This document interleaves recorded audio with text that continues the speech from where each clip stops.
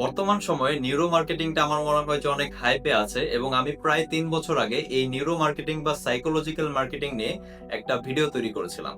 So neuro মার্কেটিংটা সঠিকভাবে আপনি কিভাবে করতে পারবেন এই বিষয়টা আজকে আপনাদেরকে ডিসকাস করব। সো ফার্স্ট অফ অল আপনাদেরকে একটা খাতা এবং কলম নিয়ে বসতে হবে। ঠিক আছে? এটা কিন্তু খাতা কলম ছাড়া হবে না। সো খাতা কলম নিয়ে বসার পর আপনি লেখা স্টার্ট করবেন আপনার আইডিয়াল কাস্টমার প্রোফাইল। এটা হতে পারে যে তাদের বয়স কত, তারা কোথায় চলাফেরা করে, তারা কেমন মান্থলি আর্নিং করে, ঠিক আছে? তারা ব্যবসায়ী নাকি চাকরিজীবী। এই যাবতীয় সবকিছু আপনি ডিফাইন করবেন। ঠিক আছে? তাদের ডেমোগ্রাফিক, বিহেভিয়ার, ইন্টারেস্ট এই সবকিছু আপনি সুন্দর করে খাতায় লিখবেন। তারপর আপনি আপনার প্রোডাক্টটা দিয়ে তাদের কি, কি প্রবলেম সলভ করছেন এই জিনিসগুলো আপনি নোট করবেন। আমি নোট করে ফেলছি প্রবলেম গুলো।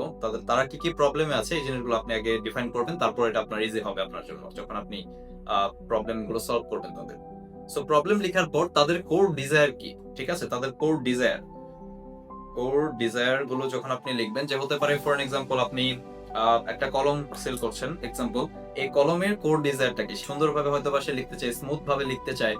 হতে পারে সেই কলম দিয়ে আপনার কাস্টমাররা খুব দ্রুত এক্সামে পরীক্ষা দিতে চায়, ঠিক আছে? যেন লেখার সাথে সাথে ইনস্ট্যান্টলি লেখাটা হয়ে ওঠে। সো এই নিউরো মার্কেটিংটা কিন্তু আমি যেটা বলতেছি এটা একটা ব্র্যান্ড অ্যাপ্লাই করেছিল, হতে পারে গুড লাক কোম্পানির।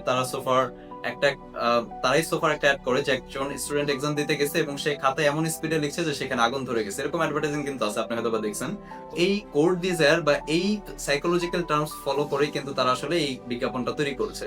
সো আপনি যখন আপনার আইসিপি প্রবলেম গুলো ডিফাইন করবেন, এই কোর ডিজায়ার গুলো ডিফাইন করবেন, যেগুলো আপনার মানে আপনাকে আপনার কাস্টমারের জায়গায় বসে যখন এই কোর ডিজায়ার গুলো আপনি ডিফাইন করবেন, তখন দেখবেন যে আপনি পারফেক্ট একটা কন্টেন্ট মেক করতে পারছেন, ঠিক আছে? এবং আপনার সেই কন্টেন্ট থেকে আপনার হিউজ পরিমাণে সেল হবে।